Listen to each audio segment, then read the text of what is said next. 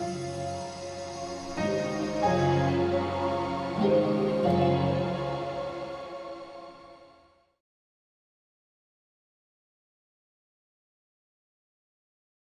and welcome. My name is Nadia Denton. I'm a film curator based in the UK. On behalf of CineDB Insights, I'm delighted to introduce this special interview. This piece is a part of the CineDB Africa Conversation series, a collection of in-depth encounters with film professionals from across the African continent. Today, I am joined by Isona Admettla, coordinator for the World Cinema Fund of the Berlin International Film Festival. Delighted to have you with us today, Isona. Thanks. Hi, good morning or good afternoon, and thanks for the invitation for this participation. So how would you describe the World Cinema Fund to filmmakers who are unfamiliar with it? What would you say are its unique aspects? So, as you might know, the World Cinema Fund is the funding institution of the Berlinale. We are now in post-teenage age. The fund was funded back in 2004, and we are a bit more beyond the funding and more beyond money. We are now a very privileged observatory of the world cinematography. And also a meeting place of knowledge about what is happening in the world, and also with an observation along the history, along the time. So we have a memory, and we have been really observing what's been going on in the different regions, in the different countries since 2004. So basically what you're saying is that in addition to allocating funds to filmmakers, the fund is also now more of a kind of support structure and perhaps an archive, and also a kind of, if you like, a repository of film knowledge and education? Yeah, something like this. The big problem, or the small problem we have to sort out, is how to put all this information at disposal of the audiences. But it's a thing we have been working on, and we will try to figure out. And so in the specific aspects of the fund, can you outline to us, how much money is generally available on average, how much filmmakers can apply for, and just a few sort of key pointers they should be aware of in terms of actually applying to the fund? Okay, we cannot forget that it's a very good financing opportunity for film projects from Latin America and the Caribbean, from Africa, Middle East, Central Asia, Southeast Asia, and the Caucasus region. So just to line up, which are the regions, our focus regions where we support the projects. Of course, it's a good opportunity, but on the other hand, it's a very competitive opportunity. But this shouldn't discourage the people to apply, because sometimes it doesn't happen that the film is supported at the first time. Maybe they apply in a second round, and in the second round they have the support. We support production and post-production, so it's also important that the projects that apply are really in production, and they have some financing in place, and they have a strategy. And it's also positive to apply, not only because of the money, also because of the awareness, because our readers, the people who work in the industry, they have multiple jobs, and it's always important to know what is going on in the regions. Maybe not for an immediate financial support, but just to be in touch. We actually have 3 different funding programs, and which each different funding programs has different injections of financing. So it's we have our main program is the World Cinema Fund Classic. We call it Classic now, to difference from the other ones. And in that case, we generally support per year. We have 2 calls a year. We support between 10 and 15 projects with amounts that range between 25 and 60,000 euros.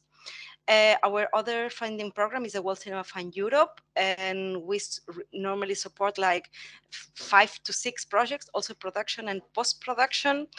And also the range is of funding amount is more or less the same. And for the third program, World Cinema Fund Africa, we have support so far, like this past year, 2022, 3 projects. The years before, between 3 and 3 and 5 projects, Mm. and from 2023 we can only support under this funding scheme only projects in post-production stage. So more or less, we support between 20, just to summarize, 20,000 to 60,000 euros, and like 20 to 25 projects a year for 2 deadlines. Wow, okay. And in terms of that 20 to 60,000 euros that of support that filmmakers can obtain, how much do they have that match funded to other sources? We don't have any specific rule on that regard, because we know that the projects that apply to the World Cinema Fund, they are in different stadiums of financing, and also we really need to contextualize each project in their territory. And some of the projects, they come with local support, some they without, because there are no local support. So we Mm. really try to analyze each case individually. But a good rule to come or to apply to the World Cinema Fund is that they already have some financing in place, that it's not only deferrals or own investment, because we need to see that there are some cash for the shooting. Okay, yeah, that makes sense. So just sort of diving into the actual process of applying itself, what are some of the maybe typical mistakes or challenges when people are applying in terms of their knowledge about how the fund and film finance works? Mhm. Okay, I mean, I would say that the majority of the professionals behind the projects that apply, are they have been in the business for a while. They don't know how it works. But of course, we have always in every round so newbies that they are doing for the first time. They think that the World Cinema Fund has the structure of a big ministry, and Mm. they are a bit shy. On the other hand, we are just a very passionate team of 3 people working part-time, and we are very accessible, so in the sense that they can get in touch with us. Some of the applicants, or now and then we receive an email asking directly for the money, so it's a Mm. misunderstanding that they think, okay, the money, it's some kind of automatic aid or support instead of a competitive process. Brilliant. And so practically speaking, how much time would you say filmmakers should allocate to completing the application and sort of prepping themselves to submit a good quality application? Well, it's not. I think it's the whole process. I mean, if they are working actively in their project and they are updating the information of the project, it doesn't take so long, because then to apply, you have to get it into our website. Just go directly to the submission form, and the questions we ask there are not very different than other fundings, so it shouldn't take much time. Okay, I see. And are there any specific tips that you might give to filmmakers about making their submissions more competitive? So, is there anything else, sort of practically speaking, that you think can generally help to make a submission more competitive? Mm.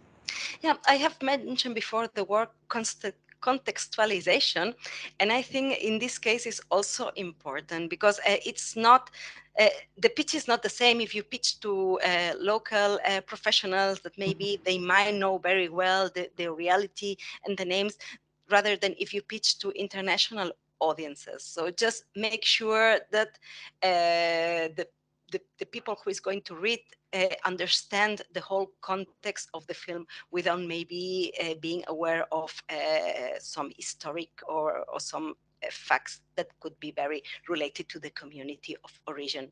So this double check would be also useful, or if you have the opportunity to give the dossier or give the application to someone from abroad, just to make clear that the information comes through in a very clear and transparent way.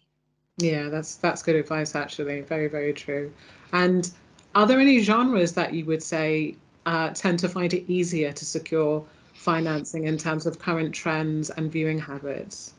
Uh, I wouldn't say that. I mean, we one of the things that we repeat and we repeat ourselves is that we don't support genres, we don't support topics, we just support films. And Mm. in that case, I would suggest just to have a look to our booklet that we yearly update and put online to a disposal, and then you can have a look. It's also very interesting just to know about the cinematographies of other countries, but then you can see which are the films we have support recently, what do they have in common or not. But I wouldn't say that the World Cinema Fund support one type of film more than the others. Okay, but do you think, and I suppose I want to draw from your experience as a film professional more broadly rather than just with the World Cinema Mhm. Fund, do you think that there are certain types of genres that maybe lend themselves to easier film financing, or not? I think that new formats or new expressions of cinema rather than classic, maybe they Mm. have more opportunity to get funded by institutions like World Cinema Fund or Hoover Buzz rather than a classic approach to the storytelling. This Yeah, is a statement that I would trust that it's true, because we really think on when we think on big screen, and when we think on what audiences want to see mm. or are ready to see, maybe this fusion of formats, new formats, hybrid, or just maybe more radical approaches, Yeah, that's quite it encouraging could then. be. Yeah, so it's really about, the creatives sort of pushing the boundaries in terms of their expression and how they're presenting the Exactly. form and looking at the cinematic form in a different way. Exactly. I wanted to ask more broadly, post-pandemic, and obviously in the context of global change, the various things that are happening in the world, from looming recession to the war in the Ukraine. How do you think that this has changed film financing, or at least the way that filmmakers should be thinking about their budgets? Well, last year or in the last past 2 years, we didn't notice in our daily business a lot of change, because we didn't felt that it was a stop. At certain point, 2020 and 21, we didn't have much premieres of film that we support, but the productions were continuing. The film professionals, they found a way to shoot or to postpone the shooting or to negotiate new terms. And last year, for example, we had 20 premiere of 20 films that we support, so we noticed that it was in good health. But of course, the pandemic and the war has their effects, their negative effects, and it was, I was saying before, funding in times of war, it's been Yeah, tough, because it's like this butterfly effect. A war in one corner of the earth have their consequences in some other places. And this is what happens with the World Cinema Fund Africa program, because the funding comes from the German Ministry of Foreign Affairs, hmm, and they cut the budget. And then instead of supporting the whole production, we have to take the decision maybe to support post production. On the other hand, we can still continue supporting African films from the World Cinema Fund Classic and from the World Cinema Fund Europe funding programs. The thing is that it's becoming one step more competitive, because this initiative, World Cinema Fund Africa plus ACP, were during 5 years very successful. So we managed to support 30 projects from the African continent that have been also very successful, very strong, and of course it will have their consequences. On the other hand, we are also trying to invest in programs of capacity building for certain skills, as we did, for example, lately in Congo with a media law workshop. It was very specific, very concrete, but it was something that the industry was requesting. So, are there any practical tips that you would give to filmmakers about networking at a market such as the European film market, which is at the Berlinale, and engaging with professionals such as yourself? oh, yeah, of course. I mean, it's also, I think it's a question of responsibility and empowering, and it's just to extend the network.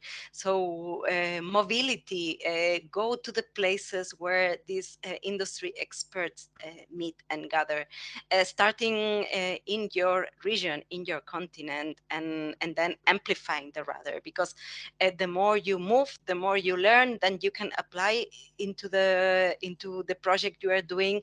Then on the other hand, you are raising awareness of professionals that might invite you or might suggest you to participate in one or other programs. I think that the film industry is healthy enough to offer good opportunities, and but of course it's about taking responsibility and informing yourself where, or finding the places where you can inform yourself just to learn about these possibilities. And also understanding very well the story they are telling, just to identify where are the places, where are the spaces. If you're a Mm, woman filmmaker from African content, just identify the spaces that give a good space for this kind, or for these professionals. Or depending if you are working in your story on certain topics, find the places where if it's about climate change, if it's about human rights, uh, there are these places exist, and I think research is the key for that, previous yeah. research. Yeah, no, that's great. Thank you so much. So that's a really brilliant note to end this conversation piece on. We really appreciate your time, Isona, and certainly are very much encouraging those who are watching this to make their submissions to the fund and indeed to be in touch with you and the team. So thank you once again for your time.